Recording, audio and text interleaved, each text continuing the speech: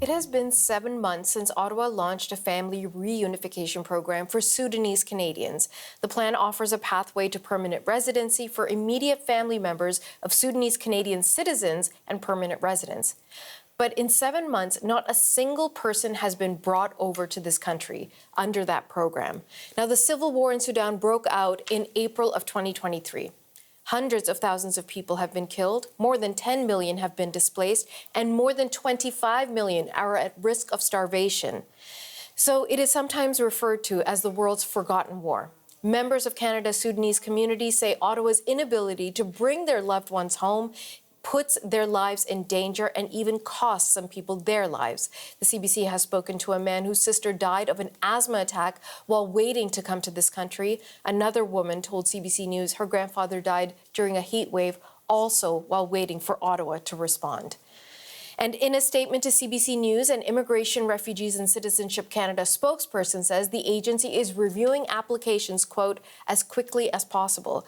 It says, in part, permanent resident programs include multiple assessment steps before an application is approved. The agency says more than 2,600 people in Sudan have been approved to travel to Canada outside of the reunification program since May of 2023.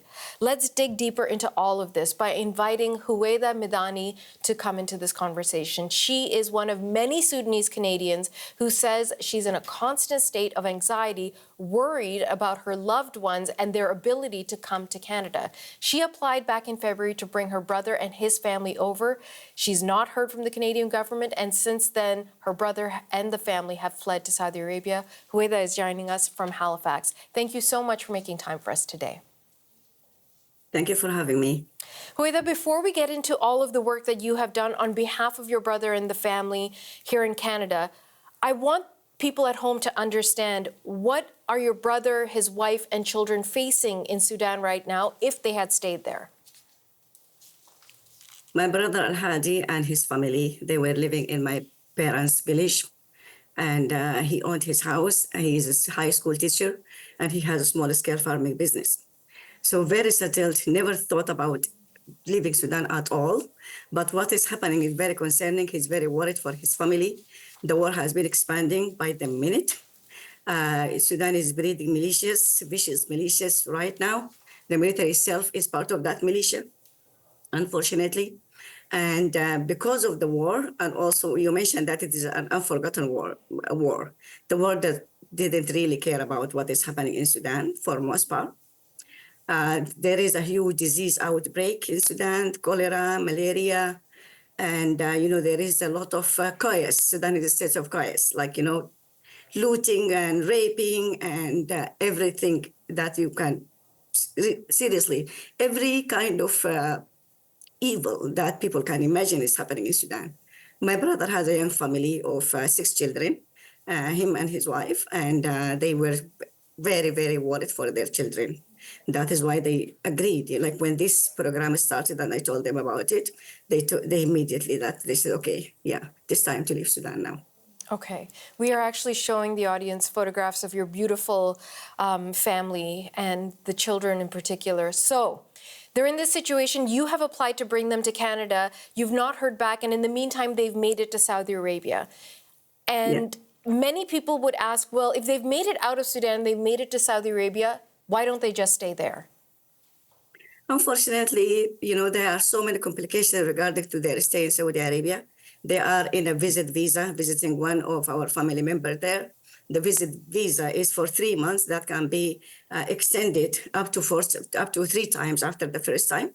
So the maximum time they can stay in Saudi Arabia will be 1 year. Within this 1 year, they were not allowed to work, and their children are not allowed to go to school.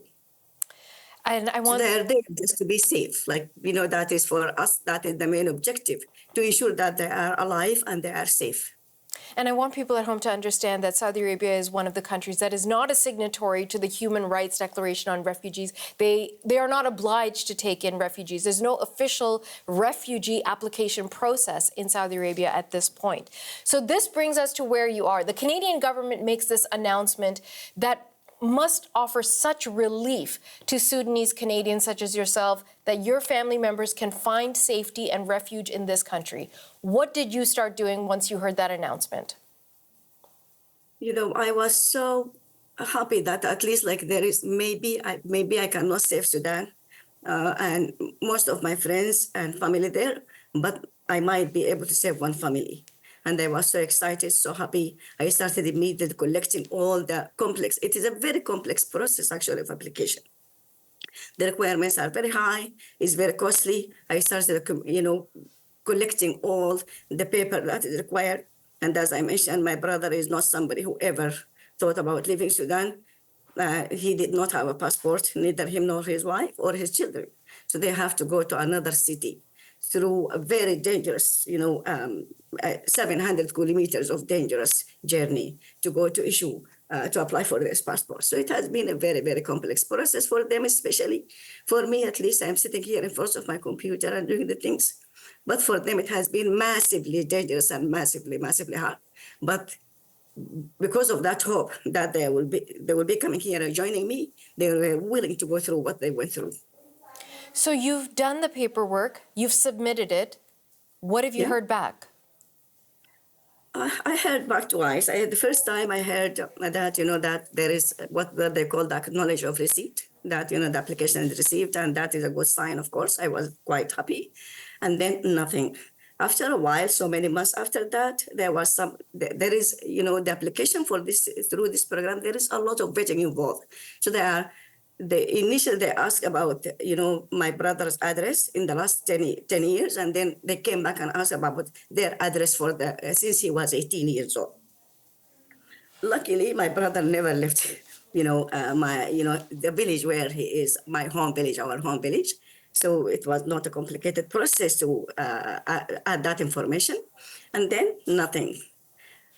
People who are residing in Sudan who applicant in this program, did not receive the biometrics, which is the next stage after vetting, after ensuring that everything is in place. So that at the time, that was because of the war is expanding, and we were worried, and nobody in Sudan received the biometric letters. So that was the time myself and my relatives in Saudi Arabia, we decided maybe it is time for them to leave Sudan. And actually, immediately, as soon as they arrived in Saudi Arabia and we changed their address, they received the letters of the biometrics. So they did the biometrics now, waiting for the next stage, which will be medical, hopefully. And then there is some sort of a security check process, and which is expected to take a lot of time. So now we are at that stage and hoping for the best. Okay, so it's not a no, but it's not a yes either. And in the meantime, the clock is ticking, and your family might be in a position where they would be thrown out of Saudi Arabia and sent back to Sudan. Is that right? That is all right, yes. Okay. After they finish the maximum of 1 year, there is no place for them in the whole globe to go to, but a war zone, unfortunately. You mentioned at the beginning of our conversation that you feel the world doesn't care about this war and the people of Sudan. And I can't help but think of similar programs that have been put in place in this country, like the one where Syrians were brought over during their civil war. And we've seen Ukrainians brought over. The process just gets sped up when we see that there is a desperation, a need to help our fellow man in another part of the world. What is your assessment? Why aren't things moving quickly for the people of Sudan? Unfortunately, it's very clear there is a discrimination process here happening.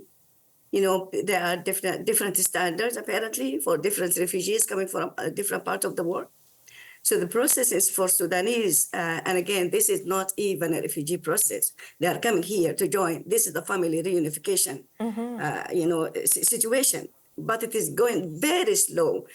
Sudanese people, my fellow Sudanese people, are talking about discrimination, about racism, about lack of care, about all kinds of things, And unfortunately, one cannot help but think that way. See, because, I know that Canada is very capable to bring refugees who are suffering in their countries from this kind of situations, very capable to bring them actually by the thousand. This is a very small scale program. This program is specific for people who have the financial means to sponsor their family members when they come here. So even the Canadian government, while I thank them for saying agreeing for that small, very small number, but they are not losing any money to they are not spending any money for this group of people who will be coming, because we as their families are responsible financially in the application process and in their living when they arrive in Canada. So yeah, one cannot help thinking about discrimination, racism, lack of care. And I am Sudanese Canadian. I lived here for 20 years. I care for this community. I care for Canada in general. And I expected also Canada to care for me and for my family. But I'm not finding that, unfortunately. Huwaida, I really feel for you, and I feel that trembling in your voice as you're telling this story. And, we've mentioned this a couple of times over the course of the conversation, the lack of attention this war is getting globally, not just from the Canadian government, but when there is so much coverage of what happened in Syria, Ukraine, what's happening in Gaza, and now in Lebanon with Israel. Why? Why is this story not getting enough attention? Well, Natasha, I wish I had an answer. I wish I had an answer for that. And I need, myself, I need some really soul-searching answer for this question. Even like the comments in social media, not very positive. People are seeing what is happening in Sudan as Sudanese people killing each other. There's no Sudanese people killing each other. It is the military and the militia that they created. And now Sudan became, a center of a lot of international fights and competition and over resources in Sudan. Sudan is a very rich country, but unfortunately it has been, tested by this kind of,